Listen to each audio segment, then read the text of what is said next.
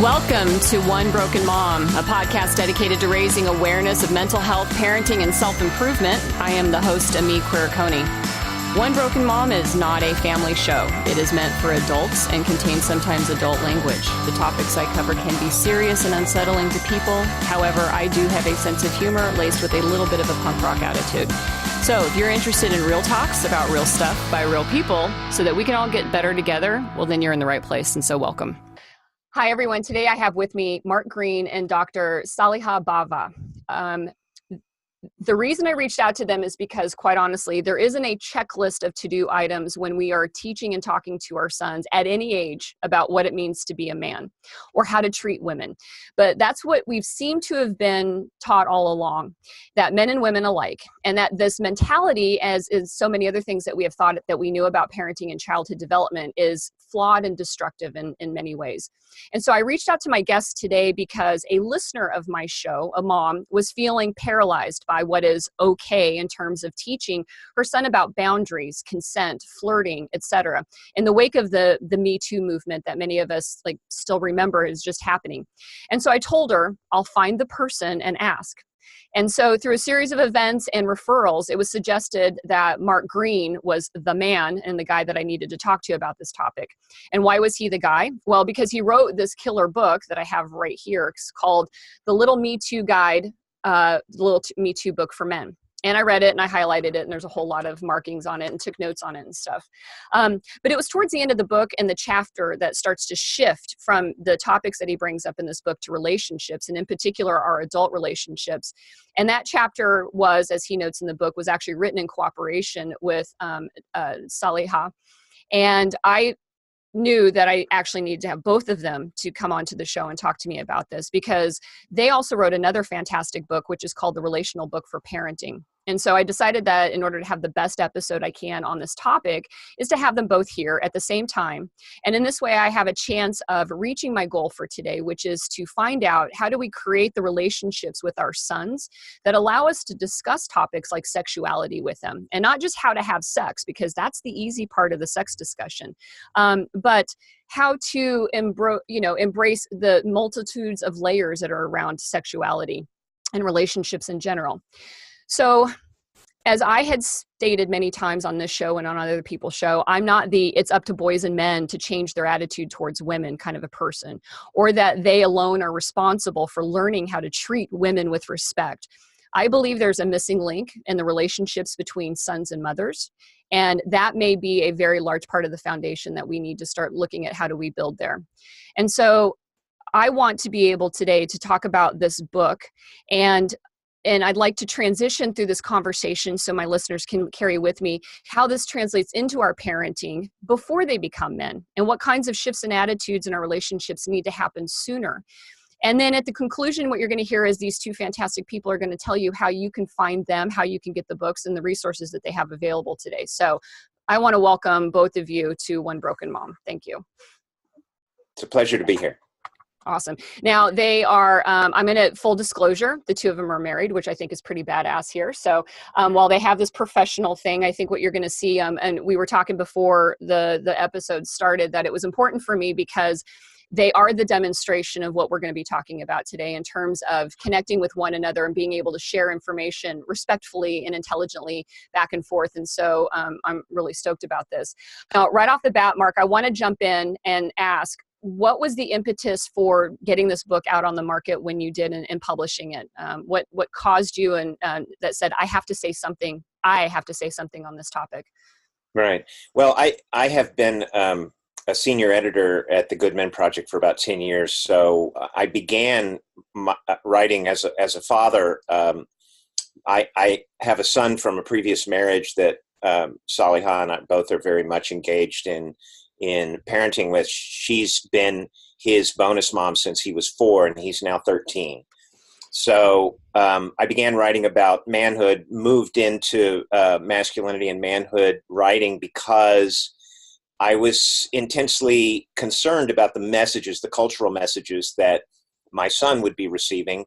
And I also began to look back at my own story, and the fundamental question was, what the hell happened to me? What was that? What is this that we're embedded in this? And the challenge for men, of course, is that we're taught so stringently and effectively what manhood is that we no longer differentiate between the culture that's giving us messages about masculinity and our own sense of self. We think those two things are the same thing. Mm-hmm. So when someone begins to talk about masculinity, we think they're talking about us. When in fact, if we can help men understand that most of what we believe to be true about being a real man in this culture was taught to us by our culture of manhood, something I refer to as man box culture in the book, because it's not a pretty culture. Then men can maybe see a little bit of daylight between our culture of manhood and our sense of identity, who we think we are, what we think is true about us. And if we can get a little wedge of daylight in there, that space, that spot is where men can begin to ask questions about, why do I believe this? And why is this supposedly true about men?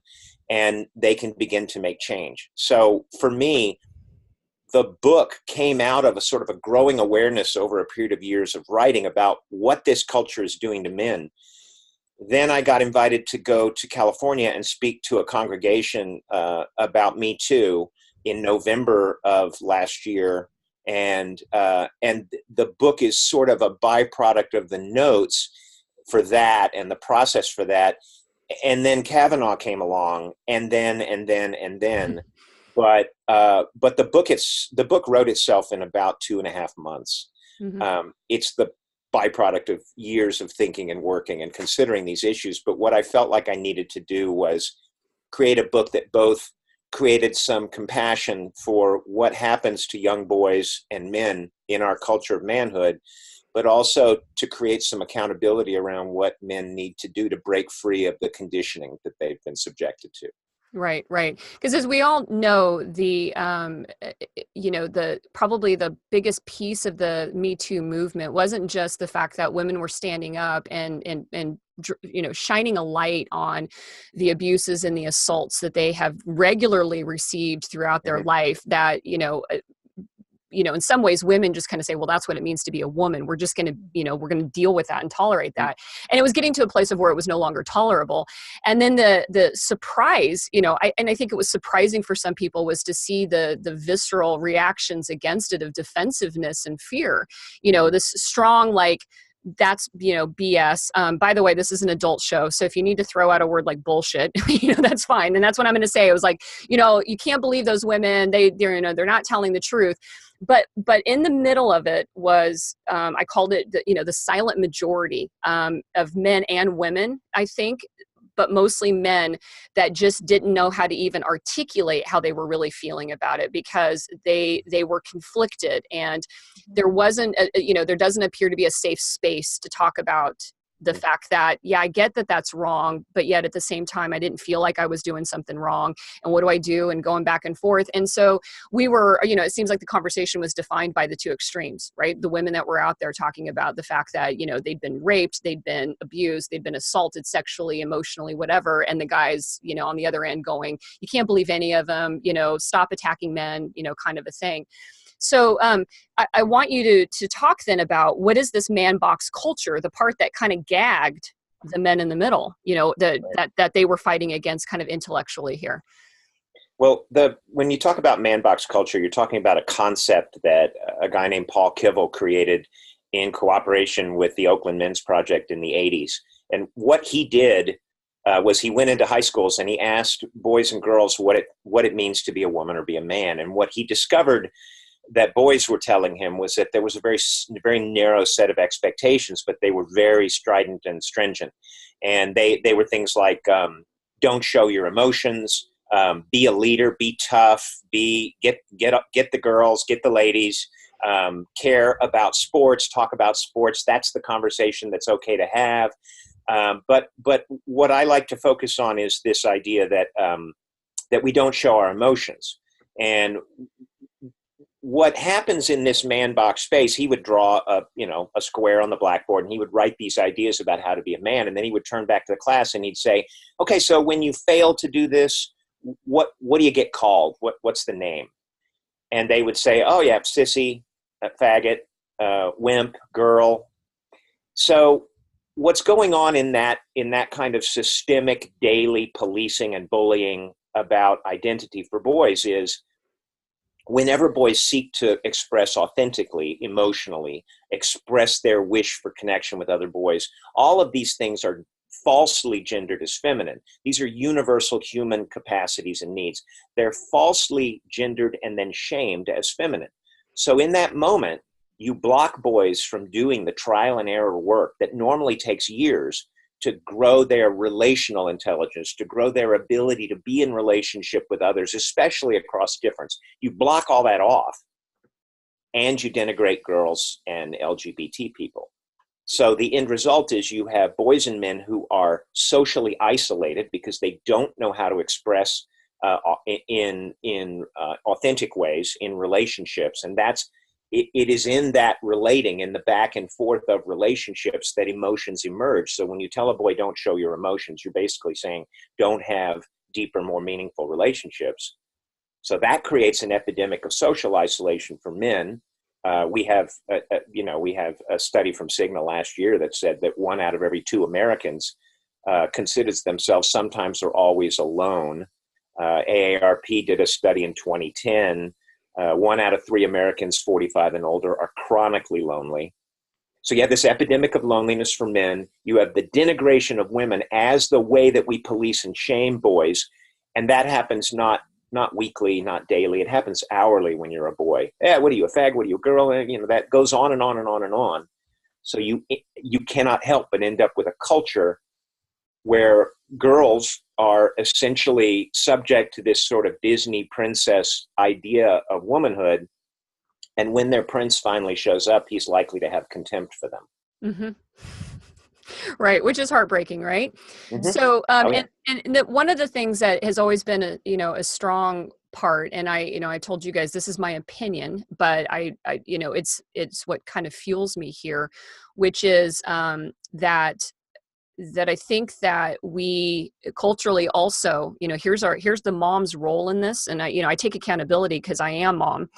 And is that part of that enforcement of that culture is this myth. And I've brought this up with other therapists that are specialists in working with men and human brains all together. And it's like, is there the myth that the boy brain is incapable of emotions, which it's like, that's to me one of the most dangerous topics that's out there. And I've even seen this, and I can see you down there, Saliha, kind of going, oh yeah.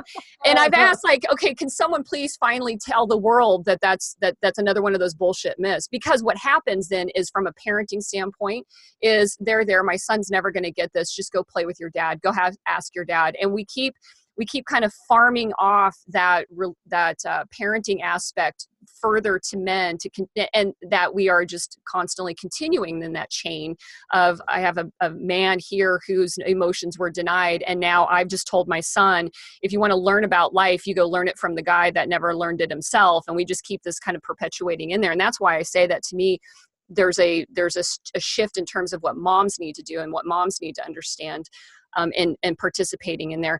And you talked about with this relationship, that weakening relationships between men and women is a piece of this, that there's a reason in this man box culture for it to not have those strong relationships, because it's a piece of controlling the narrative, right? And controlling the culture. Do you guys both want to talk about that part of that? I'm going to say a couple things and then pass it over to Saliha. Okay. The important thing to understand about man box culture is it is a hierarchical pecking order arrangement in which men are slotted in at whatever status they have, and they communicate and reinforce their sense of male identity through bullying and the pecking order structure. And we know this. We walk into a bar and everybody takes a look at each other and we figure out who the alpha is, and everybody slots in, and then we begin micro aggressions and challenging each other, and you're an idiot and whatever. And that's the whole process for men.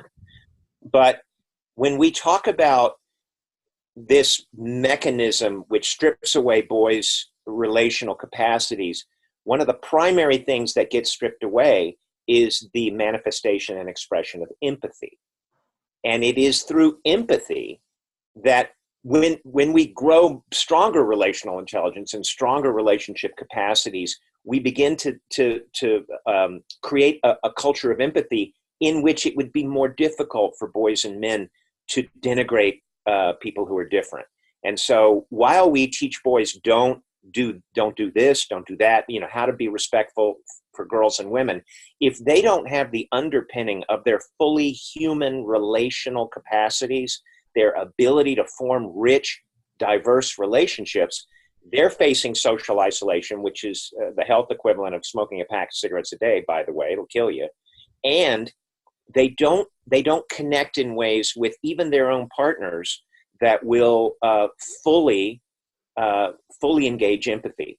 But Saliha, what's your take on this question of boys' brains not being able to show emotions? That's crazy, right? Well, I was shaking my head no.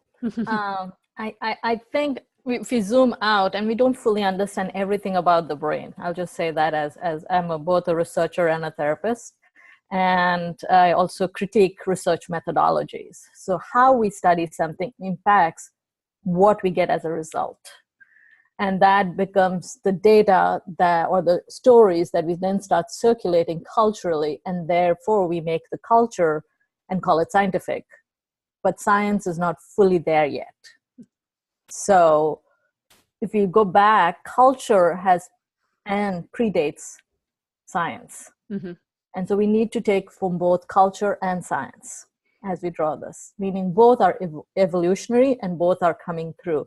So from that perspective, what have we done? What have we done with boys' emotions? And I think, Mark, you spoke to that, and how we raise boys. And we culture ourselves, we train ourselves, socialize ourselves into thinking women do emotions better than boys do. So there are two factors here. Maybe they do, because we believe it to be so. And so we don't see how boys do emotions. That may be one. And the second is the suppression that Mark is talking about, that we do suppress it and don't recognize when they are doing something because it's not familiar or it doesn't look, or they're not supposed to do it that way. Mm-hmm. And so those two factors is an example of how we have gendered roles. We have gendered parenting. And you talked about it and go ask your dad about it, or go talk to a man. We think there's some things men can do better than women and women can do better than, but it's something we have trained ourselves to believe that it belongs in the women department versus it belongs to the male department. You know what's also interesting is I did a simple tweet the other day, and it kind of moved around a little bit because I think it's something that people don't often think about. But we have a movement right now, and it's a valid, important, significant movement where we're talking about the kind of affirmations we need to give our daughters. Mm-hmm. And instead of saying you're pretty or you're whatever, you need to say you're smart, you're tough, you're strong. And really what we're speaking into in that moment is the part of human identity that our culture has said, oh, that's masculine. But it's really not. It's a being tough and strong and resourceful and a leader is a human capacity. So we've begun speaking to our daughters and say, I saw what you did on the playground today. That was really good leadership, or that was really strong, or look how you got up and kept going, and that's great. But we have an equal, categorical, cultural, gendered set of capacities that we're not watching for in our sons, and we're not marking for them. So if we need to begin giving affirmations to our daughters about strength and leadership, we can give those to our sons. We give that anyway. But why aren't we saying, hey, I noticed that you took good care of your friendship in that moment. And hey, you know what you're really good at? You're really good at spotting emotions in others. What emotion did you see? Tell me about that. And in that moment, we begin to affirm the relationship capacities in our sons that they go, oh, that's a thing that mom and dad are noticing. Wow, okay, so I'm going to have that. And then you have the conversation after that. What did you think they were feeling? And do you think it's different at their house when they talk about that kind of stuff? And in that moment, you begin to activate the part of your son's capacities that we typically culturally gender as feminine, but which are powerful human capacities. So we strip half of being human away from our daughters in terms of strength and leadership, and we strip half of being human away from our sons in terms of these relational capacities, which, as we're coming to understand now, are crucial to leadership, even in places like the Army, even in places like professional sports, et cetera. Mm-hmm. Yeah. So, and I'm sitting here listening that, the challenges to both of those things, right? So when we talk about the message, and I was just watching the video yesterday, the Serena Williams video, I think they showed at the Oscars. And again, talking about, that women are also allowed to be negatively our emotions are okay. And you called it in the book, the Hallmark card of emotions, where there's certain ones that are allowed and you can, write them down very succinctly. But women also have been told that in culture are starting to be told that it's okay for us to get pissed off about things. Like that's also a very natural piece that we've had that emotion stripped from us. So while we've been allowed to be emotional only in certain circumstances, and as long as it didn't challenge men, right? And so the antithesis to what you were saying was that, the new messages that we give to our sons in terms of developing that emotional and relational intelligence in them is countered in terms or refuted or objected to by the same almost people that object to women taking on those leadership and strength qualities. And that's where that, like this man box thing, and I think that is bigger than that, right? Because that man box challenges keeping men from feeling emotional and shaming them for that, because that's just simply what they've been told. And it's easy to manipulate the bag of marbles and pull the marbles out that you want than to have them all connected together. And they're also the same ones that are trying to, constantly, say that women shouldn't be doing certain things. Which is what makes this a really powerful and challenging conversation. And, one of my questions is, how do you have all of these talks without the men that are objecting to both of these really feeling defensive all the time about this? Because that's what you're doing, right? It's the cognitive dissonance. You've challenged their view and belief of them. And we all do that. We all get to this place of like, I don't believe that that's true about me. And I think some men really do feel that it's wrong to challenge the man box culture. Right. I mean, am I wrong? Like they feel that it's actually the right way for them. And how do you break through that barrier there with them without them feeling like they're being attacked? Yeah. You know what I Mark, think? I'm thinking I'm going to start it out. Both of them. Yeah. Go ahead. I think one of the first things is, what is the conversation about? And that's very central. If it's a conversation about debating and opinions, I think it's a totally different conversation versus a conversation to understand, how do you experience being a man, or how do you experience being a woman? They're very different conversations. True. Yeah. And so I think we are living in a culture which is polarizing and binary, and there's a constant induction to polarize further. And it doesn't serve the people who are in the conversation. It serves the system that's in place to keep the fight going. Mm-hmm. So I would say that, and pass the ball to Mark and say, we have to kind of be aware of what is the conversation and what am I being invited into by both the larger culture and in this moment as we have the conversation. What would you add, Mark? I want to go back to what Ami said about this silent majority, because I think we also operate in this culture on the illusion that the loudest 10, 20% of men who are these alphas who are driving this retrogressive dialogue, and who support the binary because it has political outcomes that benefit them and so on. If we step out of that space and start looking at this silent majority, what I think we're seeing there is a number of intersecting binds on those men that silence them. But I believe, Promundo just did a report. They just released data that said something like 70% of U.S. men believe that equality needs to happen, and that it's not happening fast enough. So we know that there's a significant majority who actually support a movement toward equality for all of us, right? For people of color, for women, for LGBT people, for everybody. So what's making them be quiet? It is, among other things, we all grew up in man-box culture, right? So we have this thing that I call the integrity bind for men. And it is that no matter where we grew up or what the context was for us, sooner or later we had to conform to man-box culture in order to be allowed to be a member of our cohort. And if we didn't, we were bullied and policed and potentially beaten up or even murdered if we didn't. So we have histories of denigrating girls and women and LGBT people. It was as common as water flowing in the conversations of boys and young men. So we have this part of us that says, if I speak up now, I'm just a hypocrite, right? My own history is a history of denigrating others. And men have to take a moment, and it's not that, it's literally a moment of courage to push through that sense of, well, I shouldn't be the one to speak because I don't have a very good history on this, and understand that 20%, those alphas who are vocal and binary, they'll call you out in the moment that you speak. They called out Gillette for its ad. They said, that's what I was thinking. It was a Gillette ad, yeah. What right does Gillette have to speak? It has no history of speaking in this way. Gillette's own history is in fact problematic. So shut up. You have no integrity. You don't get to speak.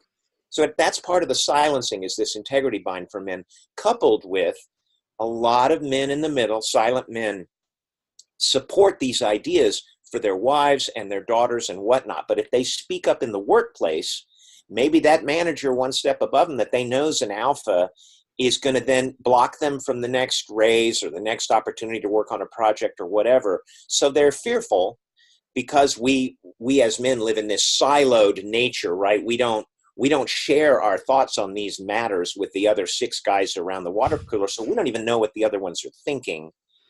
This is I think man box culture's greatest and most damaging impact is it creates silence between men. Talk about sports. That's a safe subject. Don't talk about anything else. And if we bring it up, the one alpha in the group is going to immediately challenge us and shut us down, police the conversation, and get us back into the man box. So man box culture is about I believe, about a vast majority of men who believe in creating change, but they're frozen. They have been frozen in place for so long that they need something to break them free and get them moving. Mm-hmm. Yeah. And I agree with that. And that's where, I'm not a man. And I believe that to me, part of that can happen from being a woman in that conversation and being supportive of it. I know, through the Me Too movement, I shared my stories, and I also didn't participate in the blackout that, many women were wanting to do, of like, well, if we just cut ourselves off from social media and show these black screens and see what those men will think about us, not being around. And I said, you know what, I honor and respect anybody that chooses to do that. We all get to choose how we can show, our opinions or feelings on this. But I intentionally in the moment reached out and said, I'm here though for the conversation. Like, these things happened to me, but they aren't because of all of you men out there in the world did something wrong to me. These incidences happened, these people. And in fact, some of the things that happened to me in my experience happened with people I'm actually still friends with, because of the fact of like, there were circumstances here that I acknowledged. They were things that happened by children or, young men that aren't indicative of who they would be today. And if they looked back on themselves at that point with their own son, they would be, mortified that it even happened. And I get all those pieces. Mm-hmm. That's why I said that courageous conversation, I'm here, because if you can't find the support from the other men, you're all silenced out there, then I want them to know that there are other, there's the rest of us, that are there. I want to transition this because, again, I go back to, I have a son. And so I think about this of this, what is my son learning about his relationships relationally with women that is actually coming from the relationship that he has with me. And like I said, I don't have the dad for him to farm off and say, you take care of it. And I've never believed that was the case either. I've always been the whole like, whoa, guys, boys have emotions. Like we can do this. And so I do have that strong belief that there's a power that starts with mother and son that actually can begin to pull the weeds out of this culture here. I'm curious as to whether or not both of you or either one of you have heard in your work and experience working with men, if men ever said, there's some things that I wish that I learned from my mother, that maybe that they feel like there's a gap in their life today. And I asked that question because I had a guest on who had this fascinating results of a study of women talking about like, these are the things I wish my mom taught me. And I believe that there may be some things that men out there. And I'm just wondering, like, do you have any of those that you've heard that men wish that they had learned from their mom and what those might be? In my conversations with men, what I think most is most challenging for men is the utter lack of engagement on any level from moms and dads about the question of who am I? How do I process what I'm going through as a young boy? How do I process what I'm going through in life? If we do in fact strip away half of being human from girls and half of being human from boys, then I think that mothers and fathers equally, but mothers most certainly, have the capacity to begin engaging their sons in the kinds of relational conversations that grow their sons' self-awareness around expression, right? Because again, I want to reiterate, this is a trial and error process that needs to go on over years, and we cut them off from it. When a baby first expresses emotionally, typically it's a very loud, big smile, big cries, big everything, right? And it is through the iterative process over a period of years that we as human beings begin to understand how not to collapse into the emotions of others, how to consider context, how to express in ways that holds our ideas more lightly, how to do all these relational things that are integral to having a rich, connecting relationship, right? So our book, which Saliha and I wrote about parenting, is about how to have that conversation starting at a very young age with boys and girls. And what, Saliha, what are some of the capacities that you see as being maybe, I don't gender it as mother-focused work, but mothers are with kids, with boys and girls for the majority of the time still. So even though I don't gender it that way, women have a powerful role to play, right? Right. And I will say that, and I've mentioned this before on my show, that I get that not all mothers are female. So, but it is that primary relational caregiver that, is where the emotional connections start to form. And it generally is a female mom. It can be parents. I understand that our families are all different. But when I think of, and not to cut off Saliha from answering this, but when I think of this, I think about when we talk about the gendered relationship between men and women, I think that we learn some of those cues from the first gendered relationship, which happens to be between son and mom, son and mother. So that's where, so Saliha, please, continue. So I'm curious, like when you were talking about mothering, not all mothers are moms in terms of women. Yeah. That right there is an interesting phenomenon, I think, because it's like you're already introducing who gets to do, assuming mothering means nurturing. So I'm curious what mothering means to you, for all of us, for that matter, right? Right. Question for us as parents is, what is parenting? Is parenting teaching and telling? Or is it also, additionally, being curious and seeing how our children are starting to pick up the world around them? And what are they seeing? And what are they picking up? So in that process, parenting becomes one of the subject matters of conversation, if that makes sense. Like we don't talk about our own selves, our roles, our relationships. We talk about the world out there and what they need to learn or how they need to respect us. So what is respect? Children hardly, this is my favorite pet peeve, so I'm going on my soapbox for a second. Do it.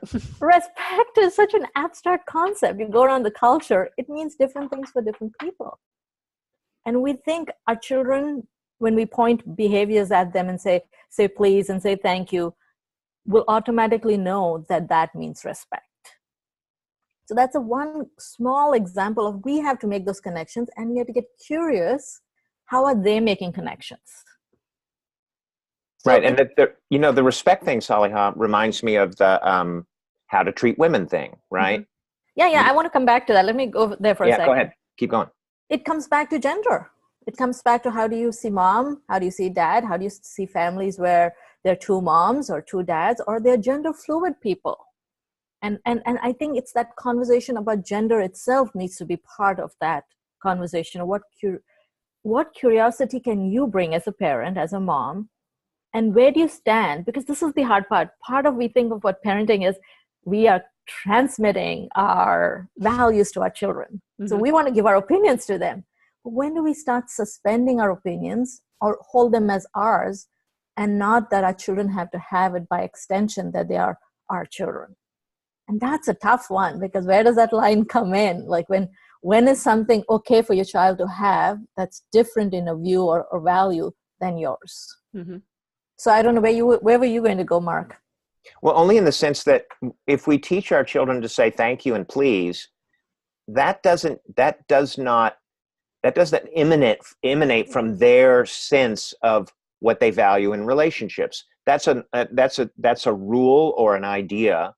And often, and if we are indeed teaching our sons later in life, this is what you do or don't do with girls and women, we're still not getting at that fundamental empathy component, that fundamental connection component, which would allow them to arrive at those conclusions in different circumstances, right? Transferability of that idea, so that they begin to say, oh, I say thank you because I'm grateful. And in that moment, something passes between me and this other person that makes our lives richer, right? Mm-hmm. And so it is this question of the conversations we're in with our children. We have to be willing to self-reflect in those moments, openly with them, show them how that looks when we say, oh, I got upset earlier.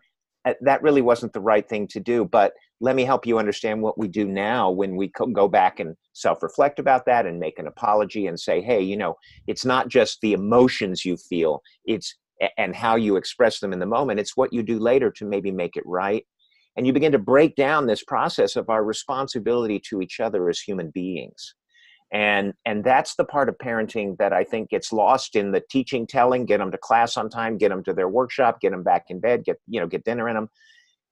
But there's these little conversations that are always happening. And we can say, well, what do you think he felt about that? And how did you feel? And what do you think might be a better way for that conversation to have happened? All that stuff we can be doing in the process of shoveling, their food in front of them and getting them in the car and doing all that. I think what I would add to that is also this idea of, we are very quick as part of teaching and telling, we name things for our kids. Mm-hmm. And how might we stay curious to learn about what is it that they're expressing, and how do we stay open to the complexity of emotions? And I think we are often naming it as a singular rather than the plurality of what might be one's own experience as a parent and that of a child. And so to kind of stay in that messiness, to kind of stay a little bit curious, a little bit playful, draw faces if it's a young child, or act out crazy emotions a little bit, is one way to, and I'm a researcher of play, and by play I mean, how do we experiment in life? How do we do the trial and error of life? And that is the space where we start creating fluidity rather than this notion of there is a singular way to be. Mm-hmm. And I don't know if it speaks to the question you're raising. No, it does. Yeah. And, because a lot of the challenges that I think that parents have is that we've been told that it's really, we need to compartmentalize what we do with our kids. When you talked about respect, a lot of us confuse obedience with respect, that's how you show respect for your parents, by listening to whatever they tell you. And if you don't agree with it, that means you don't respect your parents. And so you are, during your formative years, you are disobedient when you don't listen to what your parents are telling you uniformly to do, and you're not behaving that way because you are either through just the natural brain development of being an adolescent, or you're just sitting here going, I'm struggling with who I really am at my core and what it is I should be doing. And so as you were talking about that, so I said a thumbs up when Mark mentioned the word empathy, because I think I'm going to go back to the question, right? And kind of the root of the question that my listener gave me, which is, what do I teach my son in this world of Me Too? What is right and what is wrong? And because in the media, that's been the whole, part of the language. And again, I know that it's just like the hyperbolic, discussion points that make good sound bites, which is needing to teach our boys respect. They need to know about this. We need to be clear about what consent actually is. We need to teach them about what's appropriate and what's not appropriate, as if it's a black and a white answer. It's a binary discussion. But the reality is that sexuality is blurry, gray, and it's messy. And that appropriate interactions, to be honest, are dependent on the actors that are involved. And I think that that's what's confusing for people. And that's what some of the people in the silent majority are sitting there thinking to themselves is, and men and women, both, to be frank, that no doesn't always mean no. And that flirting is okay. But the ability to develop the skills and the instincts to know and understand your circumstances better, so that you know when it is not okay and when when to adjust your sails, is really the answer to, in this thing. And I believe that's the empathy, being able to sense the emotions and to take the temperature and have the emotional intelligence to go, in this space with this person, they've expressed boundaries. This is inappropriate. I don't do these things, but with this person who I have a more intimate relationship with, I do know them a little bit better. I know that we can kind of push some of these limits, that those limits, aren't just hard lines around there. And that's what I think my listener is asking, is like, I don't know how to even start to teach an 18-year-old boy what it is that he needs to know, because that was a part of the Me Too movement. It was like, well, gosh, then we're all guilty of sexual harassment. Well, yeah, in different circumstances, by some sort of binary definition, we might be, right? But in that relationship with that one-on-one person, this mutual understanding of what those boundaries were, even though on paper, with the way they were written out or the conversations went, I believe that that's where people feel conflicted. Am I wrong? Am I alone on thinking on this? I mean, I think that's the empathy piece right there. Like, I feel like I've had empathetic relationships with people to know that how I engage with that person and what happens is okay. And when I'm with somebody else, that is not okay. Like, there's, right. There are lines there. And so I guess that's my soapbox I just jumped on right here. But I'd like to know, like, from your guys's, your experiences and your resources and your intelligence on this area, how is it that in the wake of a Me Too and the sexuality, and boundaries and consent and respect, what are some things that we can start to do? You talk about with small children, but what about with our young men? My son's 16, where do we begin there so that we don't have them, we help them break out of that man box culture that they're being kind of sucked into right now? Well, I just think we have to be careful in the sense of, in the interest of time, we'll be talking about one or two threads, but there are more than those threads that we are going to be talking about. So I just want to put it out there. And that's true about all conversations, right? So what we say is not limited by what we have said. And the second is, these are ongoing conversations. Me Too brought it, like you said earlier, we women have lived it. I have all these stories that I share with Mark, and I'm like, this doesn't just fly. Like, it's not happening just today. It's happened all my life. Who I am today is because of all those experiences and more. And so in that same way, it is not just a conversation about consent or sexuality. It's a conversation about relationships and emotional expression and negotiation and hearing and listening that is happening in all aspects of our life, right? And so if you're driving your kid to school, how are you listening? I read this, put the child in the car and have the conversation you want to have in the car because they cannot escape. Excellent point. Absolutely fantastic. We have done that. We have had great conversations on the way to school. But do you also bring that mindset to other places? Because if you can't, then we're already starting to share with our children what conversations happen when, where, and how, rather than that fluidity that these conversations are ongoing.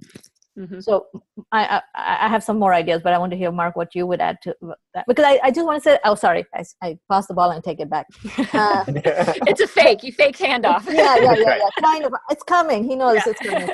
All the defenders went to the other side of the court. Right. But that's it. There is no right or wrong. It is contextual. I think, you spoke about that. It is very contextual, and that's an important concept to practice with our children. And that context is there anytime, everywhere. Like, I have to do that with my son, talking to him about being an Indian woman in the US context. It's very different. And what does that mean for him? There's no way he can know and experience that, is what I'm saying. But I have to share my stories. And it's through those stories we start expanding on, rather than doing the teaching and telling. Sharing our stories is one of the powerful ways, I think. So that's my handoff now. Yeah. One of the things that you spoke about, Ami, was this question. The word respect came back up. Respect to me is show that you respect me by doing what I'm telling you to do. But we talk about in our book, especially the Relational Book for Parenting, we talk about this idea that there's you and there's me, and then there's the relationship. And if we begin to make choices based on caring for the relationship, it shifts how we choose to speak to our kids, how we choose to speak to our partners, how we choose to speak to our coworkers, etc. So when if you can have the kinds of conversations with your children and with your partner, this is not limited to boys who are 16 or 18. You can begin this conversation about how are we caring for our relationship with someone that you've met in your 30s or 40s or 50s. It is an idea that we begin to develop a sensitivity for caring for the relationship. And in that moment, we care for both of us and what we're creating together. And if we can, we say start these kind of conversations with your kids when they're 2 and 3 and 4. If you're a bonus mom who comes into a family when someone and your son is 16, you can begin these conversations. But the point is that respect is do what I say, whereas caring for our relationship creates that sense of, oh, when I'm in relationship with someone new, anyone, I have to be mindful of what's being created in the relationship. And in that moment, you start thinking about empathy, about their context, about what they're going through. I mean, I'm literally stunned that men can be in close proximity with a woman who is exhibiting distress. Stop, no, please don't. And they don't get that. Mm-hmm. In the bar when they're talking to some woman they just met and she's clearly signaling, stop, I don't want to have a conversation with you. And they don't feel that in themselves as distress. Oh, I'm sorry, I'm sorry I created that. I'm sorry I created that in this initial little relational space between us. That's where I think if we can get our kids to begin caring for their relationships, the empathy will begin to inform, give a guy a fish and you feed him once, teach him how to fish, he feeds himself forever. Mm-hmm. That's the idea here, is that this idea of being relational translates into all circumstances, right? Yeah. Yeah. And that is exactly what one of my other guests said, the same thing. Like when you zero in on one topic, and in this topic, it has to do with this, with sexuality and again, the dynamics around abusive and assault and stuff like that. But it's still what you're doing essentially at the core is you are feeding and building and developing the instincts that do go everywhere. That's like, you don't just, it's not just a bucket over here that's treated differently than how to decide to take a job, or not take a job, or to take a vacation, or to travel with these people, or to maintain this friendship. Like that's all the baseline for all of that comes from that same space. So what can people do? I mean, I love your relational book for parenting, as you were talking about it. I will say it's not only a great parenting book, but it is a great relationship book. And I love the way it's written because it's very simple. I mean, it couldn't be any more clear. The pictures in it, I mean, it's like it's a picture book, but yet at the picture book of like, man, it just breaks this down. Like it's really that easy. Because I think that's the part that people are like, well, all these new skills are going to be really hard to implement, especially if you're coming from deficits, in your own childhood experiences, which most of us are dealing with the deficits that are in there. But you guys wrote a book that is, yes, my parents can read it and apply it to their kids right now. But then my people that don't have that don't have kids, but had parents, but also have relationships, whether they're personal, romantic, or they're professional relationships. I mean, you guys like nailed it. So talk about the book and, and the work that, you guys do from there with other people and helping them build better relationships. Well, thank you, Mark. I mean, I just think Mark's such a good talker about the book, so I'm just going to pass the ball to you. You got the ball back, Mark. To understand what, if you're a parent right now and you're saying to yourself, if indeed this idea of helping our kids grow these capacities, which the culture blocks them from, boys and girls alike, mm-hmm. And I decide, maybe that is something they need. Maybe that is really central. Then this is what happens when you get our book. You open our book up and it's full of cartoons, fables, games, theory, articles.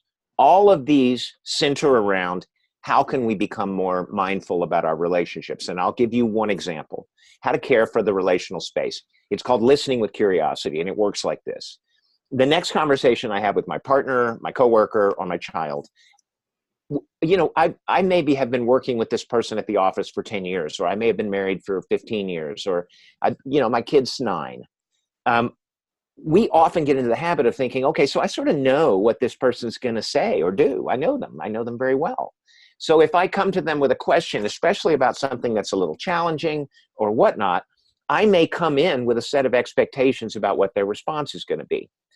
When we decide to listen with curiosity, what we do is we intentionally set those assumptions aside and we say, I'm going to expect to be surprised in this conversation. I'm going to expect something new to happen.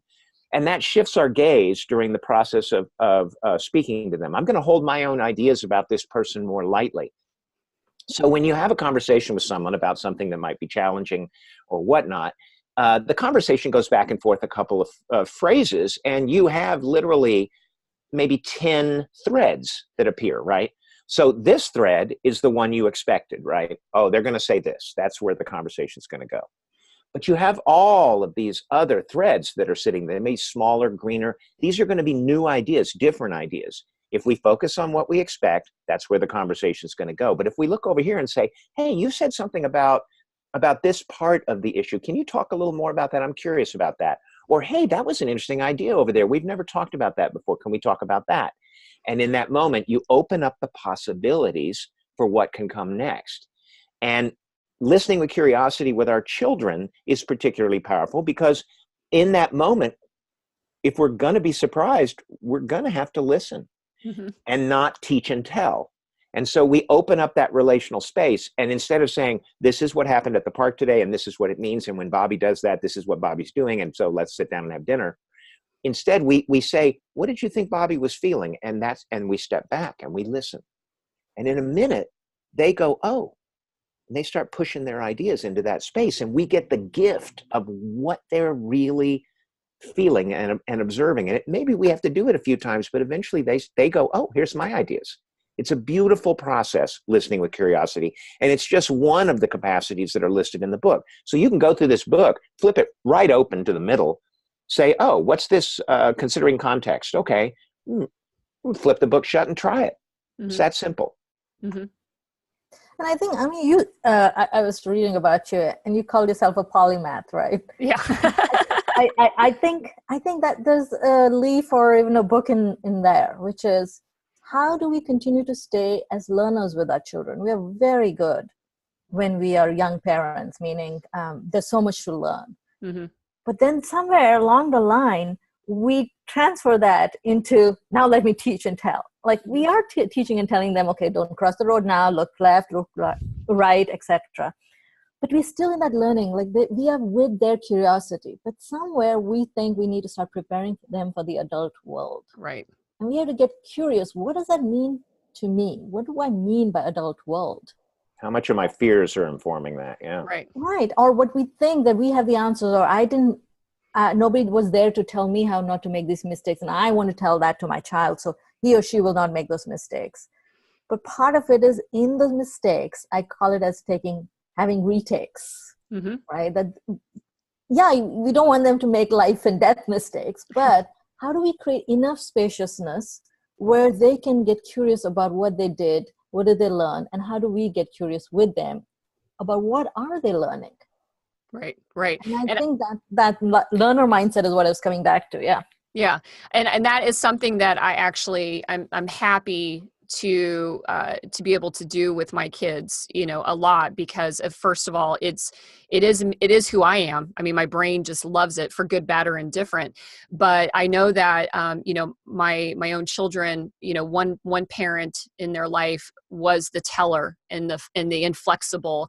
And it was about, here's the outcome I want, and you need to follow the steps to get to that outcome, because trust me, this is what you want, not, and that is actually during their teenage years is when that really, stepped in and started for them. That's where they became really, conflicted and torn and frozen, because they unable to make any choices because they just couldn't figure out on their own. And one of the first things that I did was I began to I saw that, I backed off, and I stopped trying to predict an outcome for my son in particular. And I will use him as an example since we are kind of, on boys here. of saying, you know what, I know what the outcome's going to be when he makes this decision, right? But he's not going to learn that if I keep telling him what it is. I need to let him go through it. And like I said, you know, kind of stepping back, like you mentioned, like listening with curiosity, you know, he makes a choice. It's about cars most of the time. He makes a decision. I know what the outcome's going to be. Let him do it anyways.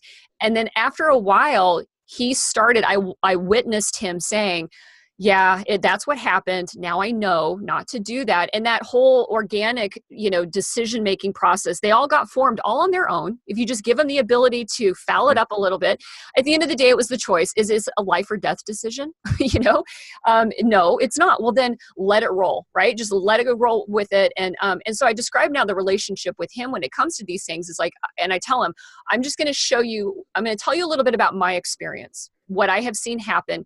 But at the end of the day, you get to make your decision. You can choose to use some of my experience to inform a choice that you make, but I'm not telling you what the choice should be. I'm just telling you what I think could happen. What are some possibilities? But at the end of the day, move on, you know, make your decision. And sometimes he just totally says, no, I'm going to do this on my own. Cool. That's fine. You know, again, not life or death. He's not going to, you know, it's not going to hurt him. It doesn't hurt us. And then sometimes he actually does contemplate that. And I feel like that, I feel that in his mindset, in terms of going from a kid that was feeling really locked in to now having some freedom to fail and learn from that. Because I know that's a lot of how my forward momentum has been built on, is like, I have been a master of self-sabotage and I learned from those mistakes. And even today, this whole this whole thing that I'm doing now is me building upon mistakes that I've made and, you know, making lemonade out of the lemons that I've had. So if I know it works for me, how can I not, you know, have faith that it will work for my kids? And me, when we talk about my role as mom is to hold the safety zone around them so that when something does fall apart, they have the center to come back to that's supportive and stable and unconditionally loves them for whatever it was that they made, to know that they can then venture out with some, you know, some risk if they want to do it, or, you know, wait it softly if they want to, but there is something back here that they can kind of anchor to if they need it, you know, while they need that kind of development. So, I think you're saying it so beautifully, because I think there is something about that image of a child who's walking ahead of the parent and then they look back. Children need that. At the same time, they also need to keep taking that step forward, right? So how are we both walking with them and, if needed, giving directions? And I love the way you said it. I share my experience. And I think if a parent has the urge to tell, listen to that urge. I'm not saying don't tell, but maybe reflect on how you're doing the telling. And I think stories is a beautiful way. Children love stories. Like, what were you like when you were growing up? And what did you do? And what we do is we extract our learning from the stories and just tell the telling of the message, right? But in the stories, there are a lot of connections that they can make. It's much more metaphorical. It's more spacious. It allows for different conversational threads that, Mark, you were talking about, to emerge and opens up the conversation. So stories are very powerful. And what we do as human beings, Bateson is a big name in this field, if anybody's interested in reading, talks about we are all living in patterns of connection. And we're all making connection constantly. And stories are that. Yeah. It's just full of connection. So if we can just be spacious in the way we are being, and be curious about how they're experiencing us, our relationship, not the telling of the world and being in the world, but literally how are we doing with each other? Then we start focusing on the relational intelligence. And for me, relational intelligence is not about the bond, but it's about the ability to connect and make sense in that moment that you were describing earlier. Yeah, right. And I think that when you talk about stories, because that is how we build the empathy, because we're giving somebody an insight into our mind, our processes that we got there. And that's where the empathy is learned, is to be able to be mind readers to some extent, right? To say, I've now have received enough information and experiences that I have this beautiful library going on of resources so that I can maybe anticipate, and anticipation is fine. It doesn't remove all curiosity, but it does allow you that instinct of like, this might not be the right context to do this certain thing, whether it be do I say something to her or not? Do I make a pass or not? Do I make a joke in the meeting or not? And so, like you said, that applications across all levels. But, I've always said that books are an important piece of, I love books for that reason, because when you read a book, and I read a lot, I think that's a lot where my empathetic skills actually were from reading, because you get to see inside the head of everyone, the villain, the hero, the bystanders, and you get to understand their motivations and what drove those actions that you don't get from just necessarily TV and movies and stuff like that. But not everybody has ability to read, but like you're saying, we as parents can share the stories with our kids, and that's probably a very powerful teaching, sorry, Mike, teaching or learning, for them, rather than, like you said, don't distill out all the good details, because it was the journey there to the result that they actually need to get, not just that result, because that result's always dependent on our circumstance, our context. It's not a prediction of what will happen to them. So that's awesome. Now, Mark, did you want to share on this? Well, I would just say that when we tell our stories to our children, what we are saying, there's a whole nother message that comes when you tell a story. And one of the major messages that comes is, I want you to know me. I want you to know me through my stories. It's not, I want you to know what to do. It's, I want you to know me, because when we tell a story, we impart a sense of intimacy and connection and our own history and our own struggle and our own everything. And the beautiful thing about stories is there's information in there that we can't control. Mm-hmm. We cannot control what a child takes away from our stories. And so it opens up the space for other things to be observed and understood and found. And we have these unspoken connections and the bonding. But if you want my elevator speech on what we need to do for boys and daughters, boys and girls, we live in a culture which strips us of our relational connection. We live in a culture which trains us away from the trial and error work to learn to be in relationship with our own parents, with our own brothers and sisters, much less the larger community, right? When we do the work to connect with our children, to hold our ideas more lightly, to form a relationship with them that is magical and unpredictable and interesting, the idea that teenagers stop talking to us, I got a 13-year-old who won't stop talking to me because we love the joy of what we're teaching each other.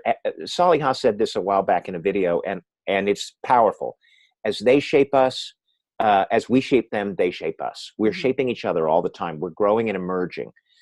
If we can get them to that tipping point where that part of being human is central to who they are, and the man box is immediately dismissed as, why would I live that way? Mm-hmm. That's crazy. And all of the situations that will come up that will require empathy of them, will probably be able to resource that part of them. So their choices will be, I want to be in relationship with people. I don't want to destroy relationships. I don't want to be a dominant pecking order man. I don't want to be a woman who hides her authenticity. I don't want to live that way. And I think the conversations you're in with your children, like the conversations we're in with ours, are happening in millions of households now. I grew up in silence. There was no conversation about who I was or what I aspired to. That's changed. And I think this is why we're seeing an upsurge among millennials for a much higher appetite for diversity, connection, authenticity. They want to come into the workplace and bring their whole selves. There's a change happening. It's a surge right now. It's about conversation. This is about conversation between partners, children, everyone, and open conversation and the authenticity of our own stories. Awesome. Okay, so tell me, how can everybody find you and reach you and get more information about what you do and the books that you've written and these resources that you have? Mark? Well, one of the places you can go is thinkplaypartners.com. thinkplaypartners.com. It's a website with links to our books and reviews and some introductory videos and whatnot. I also have a community on Facebook, facebook.com/remakingmanhood. And then I'm also on Twitter at remakingmanhood. Great. Should I go again? Yeah. Go ahead. And I'm on Twitter at thinkplay. And for those who are looking for professional resources or coaching or consulting, I work with couples a lot. You can find me at salihabava.com. Great. Well, you two, this was amazing and fantastic, and I appreciate and value you guys coming onto the show so much. This was, I hate for my listener who's like looking for the checklist of the do's and don'ts. I'm sorry, it's not that easy, right? But you guys did a fantastic way of describing what we do need to consider and the reasons why. So thank you so much for being on One Broken Mom today. I really appreciate it. Thank you, Ami. Thank you. I love that conversation. I love the fluidity of it. Good. Awesome. Cool. My person, if they come back to you, just ask them to make the checklist with their child. Okay. There you go. That's great. Okay. We'll end it with that. Okay. Awesome.